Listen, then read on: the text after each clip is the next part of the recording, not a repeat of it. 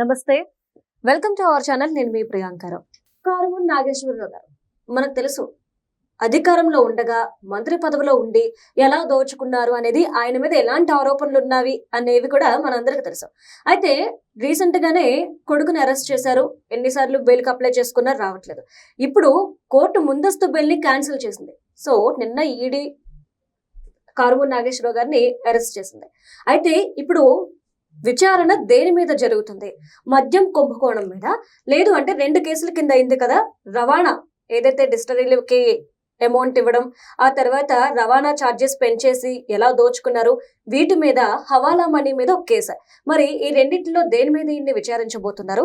మరి నెక్స్ట్ కోడల అకౌంట్లోకి పడ్డ 9.5 కోట్ల రూపాయల విషయం ఏంటి అనేది తెలుసుకుందాం.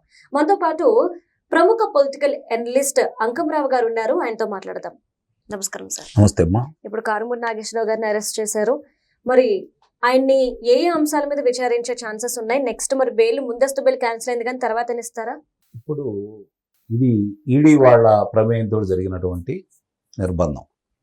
ఇక్కడ అతను సర్వోన్నత న్యాయస్థానం ఢిల్లీ దాకా వెళ్ళేసి అతనికి న్యాయం జరగలేదని, అక్కడ అతనికి వెలుసుబాటు ఇవ్వడం కుదరదని చెప్పని న్యాయస్థానం చెప్పిన తర్వాత ఈరోజు ఈడీ వాళ్ళు అతను అదుపులో తీసుకున్నారు. ఈ మద్యం కుంభకోణానికి సంబంధించి మామూలుగా ముడుపుల వ్యవహారం వేరు, 350 కోట్ల రూపాయలకు సంబంధించింది ఆ వ్యవహారం వేరు. ఇక్కడ ఏదైతే ఉందో రవాణాకు సంబంధించినటువంటి ఎవరైతే వీళ్ళు తీసుకున్నారో, రవాణాకు సంబంధించి ఎవరు పేరు మీద అయితే తీసుకున్నారో వాళ్ళకి 4% మాత్రమే వెళ్ళింది. గమనించుకోండి, వేరే వాళ్ళ పేరు మీద తీసుకున్నారు, వాళ్ళకి 4% మాత్రం ఇచ్చి మిగిలిన 96%కి ఎవరెవరికి పంపించారనే దాని మీద ఇప్పుడు ఇవన్నీ విషయాలు బయటకు వస్తున్నాయి. వీళ్ళ కుటుంబానికి సంబంధించి 28 కోట్ల రూపాయల చిల్లర వచ్చినట్టుగా ఇతనికి, ఇతని కుమారుడు, అలాగే కోడలు వీళ్ళ ఖాతాలోకి వచ్చినట్టుగా స్పష్టంగా ఈరోజు ఈడీ వాడు గుర్తించారు. కాబట్టి ఇప్పుడు ఇతను అదుపులో తీసుకున్నారు, శ్రీకృష్ణ జన్మస్థానంలో కూర్చోబెట్టారు.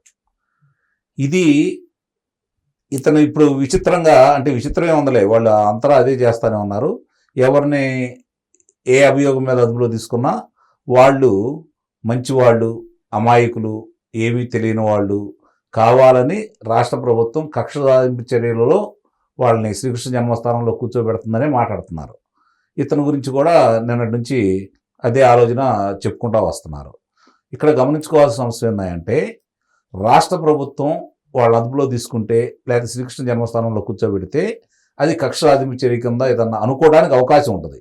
ఇక్కడ ఎవరు అదుపులో తీసుకున్నారు? ఇప్పుడు ఈడీ వాళ్ళు. ఈడీ వాళ్ళకి రాష్ట్ర ప్రభుత్వానికి సంబంధం ఏంటి? ఏ అంశంలో తీసుకున్నారు ఇప్పుడు వాళ్ళు? దీన్ని కూడా మాట్లాడటానికి వాళ్ళు అంటే ఏ విధంగా మాట్లాడుతుంది? అసలు మొన్నే కదా జగన్మోహన్ రెడ్డి వచ్చి ఏం మాట్లాడాడు? ఏందయ్యా 2 కోట్ల రూపాయలు జిల్లాకి మిగిలితే దాని గురించి మీరు గొడవ చేస్తున్నారు, అది కూడా తప్ప అన్నట్టు మాట్లాడాడు కదా. కారుమూరి సునీల్ని అరెస్ట్ చేసినప్పుడు 26 జిల్లాలు, జిల్లాకు 2 కాడికి 52 కోట్ల రూపాయలు తిన్నారని అతను ఒప్పుకున్నట్టేగా. దీన్ని బట్టి స్పష్టంగా అంటే వీళ్ళు ఎవరన్నా మళ్ళీ బయటకు వెళ్తారేమో, బయటకు వెళ్ళనీయకుండా శ్రీకృష్ణ జన్మస్థానంలో శాశ్వతంగా కూర్చోబెట్టే కార్యక్రమం జగన్మోహన్ రెడ్డి అనుకున్నాడని అయితే మనం భావించాలి. మీరు ఇక్కడ ఇంకోటి గమనించండి, జగన్మోహన్ రెడ్డి దీంట్లో కుంభకోణం జరిగిందని అతను ఎలా ఒప్పుకుంటున్నాడు అంటే, మిగిలిన వాళ్ళు ఎవరైనా అదుపులో తీసుకున్నారు అనుకోండి, వాళ్ళని పరామర్శించడానికి చెరసాల దగ్గరికి వెళ్తున్నాడు. మరి ఇక్కడ ఎవరైనా సరే ఈ మద్యం కుంభకోణంలో అతని ఓఎస్టీడీ కృష్ణమోహన్ రెడ్డి కావచ్చు, బాలాజీ గోవిందప్ప కావచ్చు, ధనుంజయ రెడ్డి కావచ్చు, వాసుదేవరెడ్డి కావచ్చు, లేదంటే కేసిరెడ్డి రాజశేఖర రెడ్డి కావచ్చు, మరి లోక్సభ సభ్యుడు మిథున్ రెడ్డి కావచ్చు, మాజీ ఎమ్మెల్యే చెవిరెడ్డి భాస్కర్ రెడ్డి కావచ్చు, వీళ్ళ ఎవరిని జైల్లో కూర్చోబెట్టినా శ్రీకృష్ణ జన్మస్థానంలో వాళ్ళున్నా ఎవరిని పరామర్శించడానికి వెళ్ళలేదు. ఎందుకని? వాళ్ళు తప్పు చేశారు అని అతను ఒప్పుకున్నట్టే, ఇండైరెక్ట్ గా ఒప్పుకున్నట్టు. యువతరాలు తప్పు చేస్తే ఇప్పుడు సిద్ధిరాపర్రాజు కొడుకు, మన సిద్ధిరాపర్రాజుని శ్రీకృష్ణ జన్మస్థానంలో కూర్చోబెట్టడంలోనే వెళ్ళేసి బీసీ బిడ్డ, బలహీన వర్గాల మనిషి, నాయకుడు, కక్షపూరితంగా చేశారు అని చెప్పని మాట్లాడాడు. వాళ్ళ అబ్బాయిని గురించి అట్లానే మాట్లాడుకుంటూ వచ్చాడు, తమ్మినేని సీతారాం గారి గురించి అట్లానే మాట్లాడుకుంటూ వచ్చాడు. మరి వీళ్ళ గురించి ఎందుకు వెళ్ళడు? మిగిలిన అందరి దగ్గరికి వెళ్ళేసి పరామర్శ యాత్ర చేసుకుంటూ వచ్చాడు. మరి వీళ్ళ గురించి ఎవరి దగ్గరికి ఎందుకు వెళ్ళట్లేదు? ఇక్కడే ఇందుట్లో వాళ్ళు ఇంతకుముందు అనుకున్న అంశాలు వేరు. ఎప్పుడైతే ఈ మద్యం కుంభకోణంలో ఇవన్నీ బయటకు వస్తున్నాయో, ఎక్కడ జగన్మోహన్ రెడ్డి దాకా వస్తుందో అన్న భయం కొద్దీ వాళ్ళు రకరకాల కార్యక్రమాలు చేపడుతున్నారు. దాంట్లో భాగంగానే మొన్న జరిగినటువంటి ఏపీపీఎస్సికి సంబంధించిన అంశం కూడా బయటకు వచ్చిన సందర్భంగా దాన్ని బయటకు రాబోతున్న అంశాన్ని దృష్టిలో పెట్టుకొని లోకేష్ మీద దాడి మొదలుపెట్టి డిఎస్సిలో అక్రమాలు జరిగినాయి అని చెప్పని మళ్ళీ సరికొత్త నాటకానికి తెరదీశారు. అంటే డైవర్షన్ పాలిటిక్స్ స్టార్ట్ అయిపోయింది. వాళ్ళు మొదలు పెడుతుందే అట్లా. ఇప్పుడు దీనికి సంబంధించి మరి ఇప్పుడు ఏం చేస్తారో చూద్దాం. ఇప్పుడు స్పష్టంగా ఆధారాలతోటి ఈరోజు సహజంగా ఈడీ అనేది వచ్చింది అంటే రంగప్రవేశం చేసింది అంటేనే నేరస్తులకి వెన్నులో వణుకు పుట్టింది. ఎందుకంటే వాళ్ళు అదుపులో తీసుకోకుండా వదిలిపెట్టరు ఎవరిని కూడా. ఇప్పుడు మొన్న సునీల్ని అదుపులో తీసుకున్నారు, కార్బన్ నాగేశ్వరరావుని ఎందుకు వదిలేశారని చెప్పి చాలా మంది ప్రశ్నించుకున్నారు. చాలా మంది మరి ఇప్పుడు అంటే ఒకటి వాళ్ళు నిదానంగా ఒక్కొక్క పని వాళ్ళు చేసుకుంటూ వెళ్ళిపోతానే ఉన్నారు. అంతిమ లబ్ధిదారుడు ఎవరు అనేది రాష్ట్ర వ్యాప్తంగా అందరికీ తెలుసు, జగన్మోహన్ రెడ్డి అనేది. మామూలుగా సిట్టు వాళ్ళ వ్యవహారంలోనే చాలా వరకు విషయాలన్నీ బయటకు తీసుకొచ్చారు వాళ్ళు. జగన్మోహన్ రెడ్డిని ఇవాళ రేపా ఎల్లుండా అదుపులో తీసుకుంటారని చెప్పనే అభిప్రాయం అందరిలో ఉంది. మొన్నటిదాకా ఆలస్యం అవుతా వస్తూ ఉంది. ఇప్పుడు ఈడీ ప్రమేయంతో ఎవరు కూడా ఇందులో తప్పించుకోలేని అభిప్రాయం అయితే కనపడతా ఉంది. కాకపోతే అందరూ కూడా జగన్మోహన్ రెడ్డి దగ్గరికి వెళుతుందా లేదా అని చెప్పని 1000 కళ్ళతో ఎదురు చూస్తున్నారు.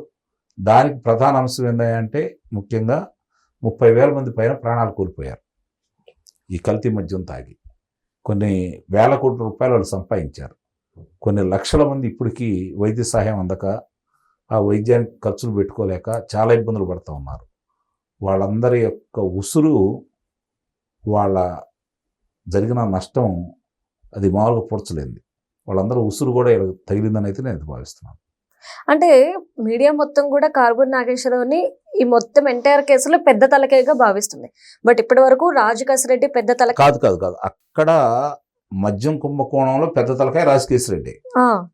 ఈ కార్బన్ నాగేశ్వరరావు అనే అతను రవాణాకు సంబంధించి వాళ్ళ అబ్బాయి కానీ ఇతను కానీ రవాణాలో 14 రూపాయలు 19 రూపాయలు ఉండదాన్ని 35 రూపాయలు పెంచి వాళ్ళు ఇష్టం వచ్చినట్టు పెంచుకొని వాళ్ళు లబ్ధి పొందారనేది దీంట్లో ప్రధానమైనటువంటి అభియోగం. దాని మీద ముడుపులు చేతులు మారాయన్న ఉద్దేశంతో మనీ లాండరింగ్ జరిగిందన్న అభిప్రాయంతో ఈరోజు ఈడీ వచ్చింది.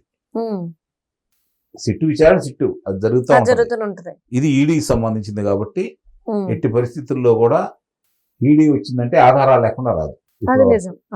భారతదేశంలో ఎక్కువ శాతం వాళ్ళకి విజయాల శాతాలే ఉన్నాయి కాబట్టి ఆధారాలు ఉండబట్టే వాళ్ళు ఈరోజు ఒక్కొక్కళ్ళు నిదానంగా అదుపులో తీసుకున్నారు. రేపు పొద్దున వరుస క్రమంలో ఎవరుంటారో చూడాలి.